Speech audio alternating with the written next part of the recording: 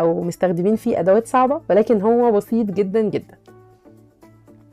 طبعا لو حابين تشيلوا نكهة البرتقال وتستخدموا مثلا نكهة جوز الهند، ممكن برضو للناس اللي بتحب جوز الهند هيكون حلو جدا. ممكن ما تحطوش اي نكهات، يعني تقدروا بقى تغيروا فيه زي ما يعجبكم، ولكن هي الفكرة ان هو بسيط وسريع وتشكيله كمان سهل جدا. وعايزه اقول لكم ان هو يعني مش هينشف خالص، عشان الناس اللي بتقلق من بسكوتات الزيت مش هينشف خالص. النشا اللي احنا ضفناه هيحل محل الزبده او السمنه، او هتحسوا ان هو يعني ايه طري شويه من جوه بسبب النشا.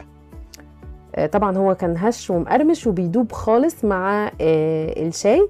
يلا جربوه وقولوا لي رايكم، يا رب يعجبكم، وهستنى رايكم في التعليقات. باي باي.